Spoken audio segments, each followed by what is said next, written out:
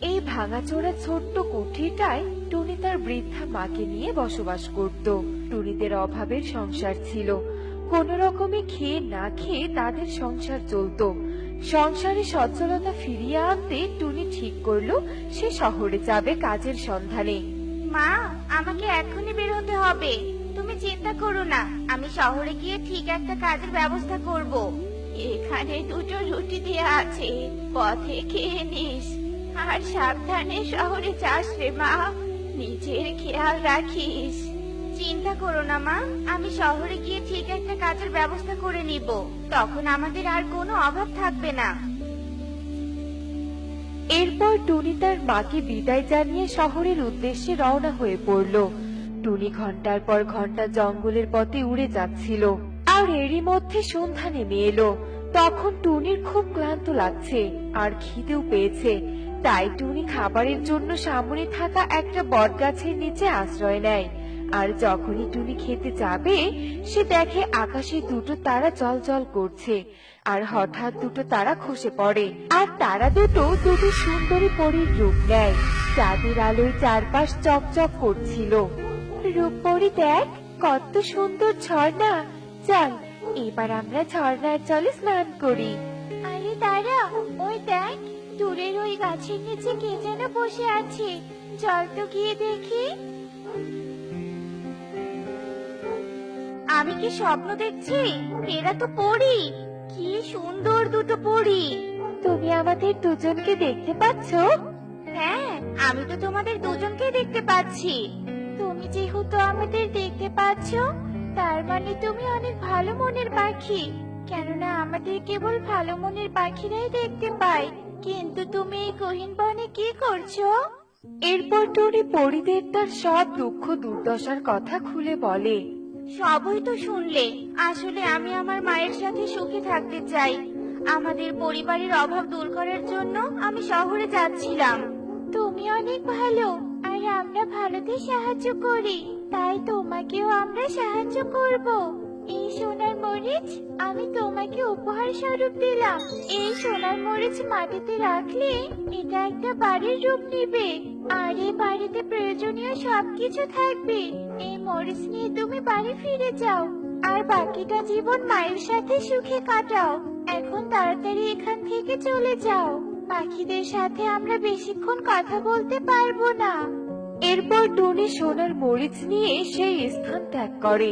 টুনি সামনের দিকে এগিয়ে যাচ্ছিল, আর হঠাৎ বনে প্রচন্ড বেগে বাতাস বইতে শুরু করে। সেই সাথে শুরু হয় মুষলধারে বৃষ্টি। এত ঝড় বৃষ্টির মধ্যে তো বাড়িও ফিরতে পারছি না। আরে, দূরে মনে হচ্ছে কেউ কাঁদছে, দেখি তো। আমি শীত করছে, আমার খুব খিদে পেয়েছে, আমি আর কাঁদতে যেতে করতে পারছি না। চোখের সামনে যে সন্তানদের এমন কষ্ট আর সহ্য করতে পারছি না। তুমি সহায় হও বিধাতা, সহায় হও। তোমাদের কি হয়েছে? তোমরা এভাবে বৃষ্টিতে ভিজছো কেন? ঝড় বৃষ্টির কারণে আমাদের বাড়িটা একদম ভেঙে গেছে। এখন আমাদের থাকার মতো একটু আশ্রয় নেই, আর আমরা এতটাই গরিব যে নতুন করে বাড়ি বানানোর মতো সামর্থ্য নেই। এমন চলতে থাকলে পুরো পরিবারকে না খেয়ে পড়তে হবে। সত্যি এদের অনেক কষ্ট। আমার থেকে এই সোনার মরিচ এদের বেশি প্রয়োজন। এই যে এই সোনার মরিচটা নাও। এই সোনার মরিচ মাটিতে রাখলে এটা একটা বাড়ি হয়ে যাবে, আর এ বাড়িতে প্রয়োজনীয় সবকিছুই থাকবে।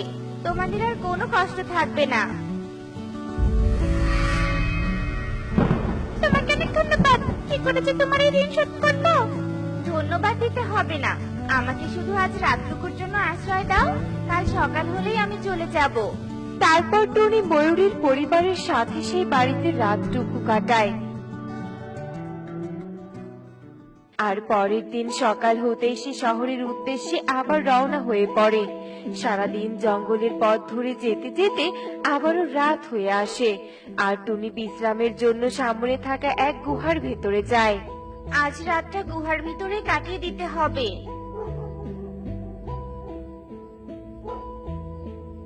রূপপরি, চল সামনে থাকা গুহার ভেতরে যাই। ওই গুহার ভেতরে রাতটুকু কাটানো যাবে। এ কি, এটা তো সেই টুনি পাখি। তোমার তো বাড়ি ফেরার কথা ছিল, তবে তুমি এখানে কেন? এরপর টুনি সব ঘটনা পরীদের খুলে বলে। তুমি খুব উদার আবার বোকাও। নিজের কথা না ভেবে অন্যের কথা ভাবা মহৎ গুণ বটে, কিন্তু মাঝে মাঝে নিজের কথাও ভাবতে হয়। যাকে আবার যখন তোমার সাথে আমাদের দেখা হয়েছে, তবে আমরা আবার তোমাকে একটা উপহার দিব। এই থালাটা নাও।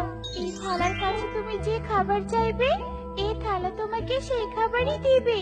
বোকার মতো আবার এই উপহার অন্যকে দিও না। এবার যাও এখান থেকে। এরপর টুনি থালাটা নিয়ে সেখান থেকে চলে আসে। দিনের আলো ফুটতেই টুনি দ্রুত উঠতে শুরু করে। কেউ আছো?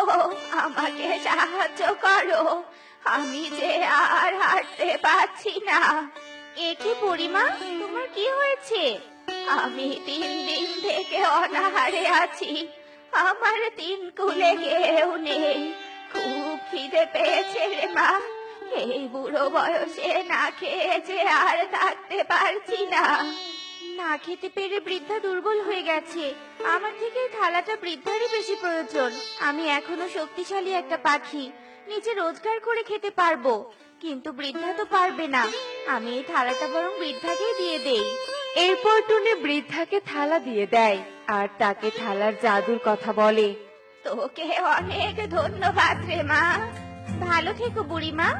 এরপর টুনি আবারও উঠতে শুরু করে আর পথে আবারও পরীদের সাথে দেখা হয়।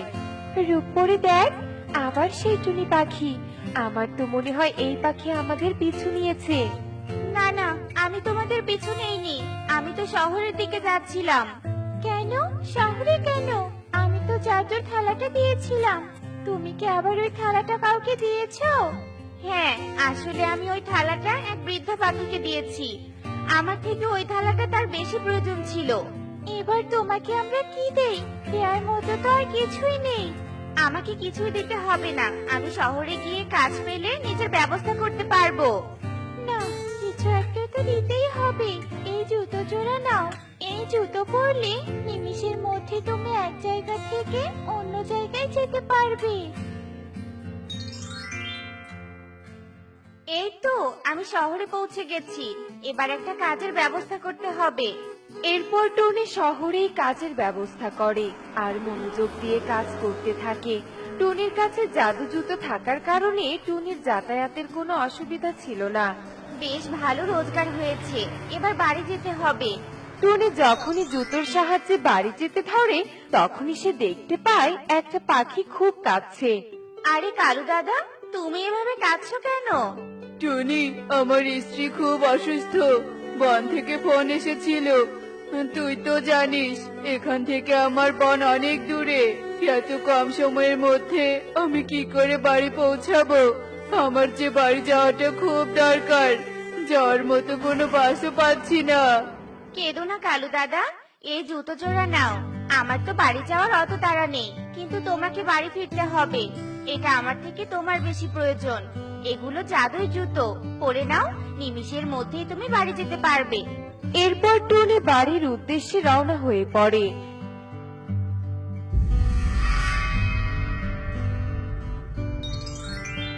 আর অনেক পথ অতিক্রম করে অবশেষে টুনি বাড়ি পৌঁছায়।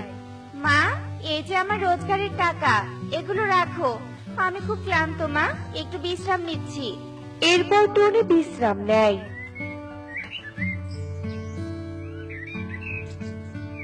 টুনি, এই টুনি, ওঠ ওঠ বলছি। টুনি, চেয়ে দেখ, আমাদের ছোট্ট কুঁড়ে ঘর অট্টালিকা হয়ে গেছে। ঘরে প্রয়োজনীয় সব কিছু রয়েছে। কিন্তু এটা কি করে সম্ভব? এগুলো কি করে হলো মা? টুনি এসব বলতেই জানালা দিয়ে এক ছোট্ট মিষ্টি নীল পাখি তার ঠোঁটে করে একটি চিঠি এনে টুনির কাছে দেয়। আরে, চিঠি পড়ে দেখি তো কি লেখা আছে। টুনি, তুমি খুব ভালো পাখি। আমরা তোমার পরীক্ষা নিচ্ছিলাম। হ্যাঁ, তুমি যাদের তোমার উপহার দিয়েছো তাদের প্রয়োজন তোমার থেকে বেশি ছিল। তাদের প্রয়োজন ছিল ঠিকই, কিন্তু তোমার উদারতা ও মমতার জন্য এই সবকিছু তোমার প্রাপ্য। তুমি তোমার মাকে নিয়ে বাকি দিনগুলো সুখেই কাটাও। ইতি রূপপরি ও ফুলপরি। ও, এবার বুঝতে পেরেছি, তবে এই সবকিছু পরীরা করেছে। সবকিছু পেয়ে টুনি খুব খুশি ছিল। তো বন্ধুরা, দেখলে তো ভালো কর্মের ফল সব সময় ভালোই হয়। এমনই সব মজার মজার শিক্ষণীয় টুনি পাখির গল্প দেখতে আমাদের সাথেই থেকো। আর গল্পগুলো কেমন হচ্ছে তা কমেন্টে জানাতে ভুলো না কিন্তু। Bye bye. অচিনপুর নামে একটা ছোট্ট বন ছিল। সেই বনে বাস করত অনেক পাখির পরিবার। তারা সবাই মিলেমিশে বাস করত। সেই বনে কোনো পাখি যদি ডিম দিত, তাহলে বনের সকলে মিলে আনন্দ উল্লাসে মেতে উঠত। এমনই একদিন সবার মতো আমার ছানারাও আমাকে বাবা বলে ডাকবে। আমাদের একসাথে দুটো সন্তান জন্ম নিয়েছে সুখী। এই খুশি যে আমি ধরে রাখতে পারছি না। যাও কবুতর, তুমি আমাদের দুটো ডিমের কথা বনের সবাইকে গিয়ে বলো। আর সাথে এটাও বলো, কালকে আমাদের বাড়িতে খিচুড়ি দাওয়াত খাওয়ানো হবে। হ্যাঁ হ্যাঁ সুখী, আমি এক্ষুনি যাচ্ছি। এরপর কবুতর একে একে বনে সবার বাড়ি বাড়ি চলে যায় আর তাদের ডিমের কথা খুলে বলে। আর তার সাথে বনে সবাইকে দাওয়াত দিয়ে আসে। আর এভাবে দেখতে দেখতে সেই দিন কেটে যায়। পরের দিন বনের সবাই কবুতরের বাড়িতে খিচুড়ির দাওয়াত খেতে চলে যায়। তোমার বানানো খিচুড়িটা খেতে খুব ভালো লাগলো গো সুখী দিদি। তোমরা তোমাদের ডিমদেরকে দেখে শুনে রেখো কেমন। আমি আমার ডিমকে বাড়িতে একা রেখে এসেছি, তাই এক্ষুনি আমাকে বাড়িতে যেতে হবে। এ কথা বলে টুনি কবুতরের বাড়ি থেকে চলে যায়। আর কিছুক্ষণের মধ্যেই সবাই সেখান থেকে নিজেদের বাড়িতে চলে যায়। আর এভাবেই দেখতে দেখতে সেই দিন কেটে যায়। কি গো, তোমার ডিম নিয়ে আসতে এত দেরি হলো কেন? তোমার ডিম আনতে দেরি হলো দেখে আমি ডিমের সিঙ্গারা বানাতে পারছি না। আর এদিকে কত কাস্টমার সিঙ্গারা কিনতে এসে ফেরত চলে গেল। ও মা, তাই নাকি? কিন্তু কি আর করব, হঠাৎ করে মুরগির ডিমের যে পরিমাণে দাম বেড়ে গেছে, এতে তো মনে হচ্ছে আমাদের ডিমের সিঙ্গারা বানানো বন্ধ হয়ে যাবে। কিন্তু ডিমের সিঙ্গারা বিক্রি করেই তো আমাদের সংসার চলে। আর আমরা যদি ডিমের সিঙ্গারা বানানো বন্ধ করে দেই, তাহলে তো আমরা অনেক অভাবে পড়ে যাব। তুমি ঠিক কথা বলেছো গিন্নি, কিন্তু এত দাম দিয়ে ডিম কিনে মাত্র 10 টাকায় সিঙ্গারা বিক্রি করলে আমাদের তো অনেক লোকসান হয়ে যাবে। তাই আমার মাথায় একটা বুদ্ধি এসেছে। তাই নাকি গো? তা কি বুদ্ধি বলো তো শুনি। এরপর কৃষক তার স্ত্রীকে তার বুদ্ধির কথা খুলে বলে। আর এভাবেই দেখতে দেখতে রাত হয়ে যায়। আর রাত হতে কৃষক পাখিদের বনে চলে যায়। আর সেখানে গিয়ে কবুতরের ঘরটা দেখতে পায়। আর লুকিয়ে লুকিয়ে সে কবুতরের ঘরের ভিতরে চলে যায়। আর পাখির ডিম দুটো নিয়ে তাড়াতাড়ি সেখান থেকে পালিয়ে আসে। এভাবে দেখতে দেখতে সেই রাত কেটে ভোর হয়ে আসে।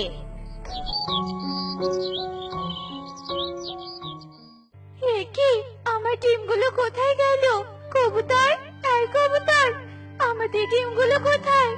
কবুতর, বলো আমাদের ডিম কোথায়? আমাদের ডিমগুলো কেউ রাতের বেলা এসে চুরি করে নিয়ে গেছে। আর আমরা পড়ে পড়ে ঘুমিয়ে থাকলাম। আমরা আমাদের ডিমদেরকে রক্ষা করতে পারলাম না সুখী, পারলাম না। সুখী ও কবুতরের কান্নার আওয়াজ শুনে প্রতিবেশী টুনি সেখানে চলে আসে। কি হয়েছে সুখী দিদি? তোমরা সকাল সকাল এভাবে কাঁদছো কেন? টুনি রে, আমাদের যে সব শেষ হয়ে গেছে। আমাদের ডিমগুলো যে চুরি হয়ে গেছে রে টুনি। কি বলছো? কাল রাতে তোমাদেরও ডিম চুরি হয়ে গেছে? কাল রাতে নাকি কাকুলি দিদির ডিম দুটো চুরি হয়ে গেছে। আর এজন্য তো কাকুলি দিদি দিশেহারা হয়ে পড়েছে। কিন্তু হঠাৎ করে আমাদের বনে কিভাবে ডিম চুরি করছে বলো তো? সে যেই হোক, চোরকে আমাদের ধরতেই হবে। তা না হলে আমাদের বনে সবার ডিম চুরি হয়ে যাবে। ঠিক বলেছো কবুতর দাদা, এখন থেকে আমাদেরকে সাবধানে থাকতে হবে। এই বলে টুনি সেখান থেকে চলে যায়। দেখলে তো গিন্নি, আমার কত বুদ্ধি। আমার বুদ্ধির জন্য আমরা ডিম না কিনেই ডিমের সিঙ্গারা বিক্রি করতে পারছি, আর ব্যয়ের তুলনায় অনেক বেশি আয় করতে পারছি। ঠিক বলেছো গো, তুমি পাখির ডিমগুলো চুরি করে এনেছিলে জন্য আমরা গ্রামের সব মানুষকে মুরগির ডিমের সিঙ্গারার নাম করে পাখির ডিমের সিঙ্গারা বানিয়ে খাওয়াতে পেরেছি, যার কারণে আমাদের ব্যয়ের তুলনায় আয় বেশি হয়েছে। কৃষক ও কৃষকের বউয়ের সব কথা টুনি গাছের আড়াল থেকে শুনতে পায়। বজ্জাত কৃষক আর কৃষক বউ, তোমরা তোমাদের ব্যবসায় লাভ করার জন্য আমাদের মতো অসহায় পাখিদের ডিম চুরি করে সিঙ্গারা বানাচ্ছ, আর সেই সিঙ্গারা গ্রামের মানুষদের কাছে মুরগির ডিমের নাম করে বিক্রি করছো। তোমরা অন্যায়ভাবে ব্যবসা করে বনের পাখি ও গ্রামের মানুষদের ক্ষতি করছো। এর শাস্তি তোমাদেরকে পেতেই হবে। এই বলে টুনি সেখান থেকে চলে যায়। আর কৃষক ও কৃষকের বউয়ের কথা বনের সব পাখিদেরকে গিয়ে খুলে বলে। চল টনি, আমরা সবাই এই বন থেকে পালিয়ে যাই, তা না হলে ওই কৃষক একে একে সবার ডিম চুরি করে নিয়ে যাবে। ঠিক বলেছ কাকুলি দিদি, আমরা পাখি হয়ে মানুষদের সাথে কিছুতেই পেরে উঠতে পারবো না, তাই আমাদের সবার বন থেকে পালিয়ে যাওয়া উচিত। না সুখী দিদি, অন্যায়কারীকে প্রশ্রয় দিতে নেই, কেননা সে সুযোগ পেলে অনবরত অন্যায় করতেই থাকবে। তাছাড়া আমরা সবাই মিলে কৃষকের বিরুদ্ধে লড়াই করব, কেননা 10 মিলে একটা কাজ করলে সেই কাজে সফলতা ঠিক আসবে। এখন আমরা কি করব বলতো টুনি? আমরা কিভাবে কৃষক ও কৃষকের বউকে শাস্তি দিব? তোমরা সবাই আমার সাথে চলো। এরপর কবুতর, সুখী ও কাকুলি টুনির সাথে চলে যায়, আর টুনি তাদেরকে নিয়ে পুলিশের কাছে যায়।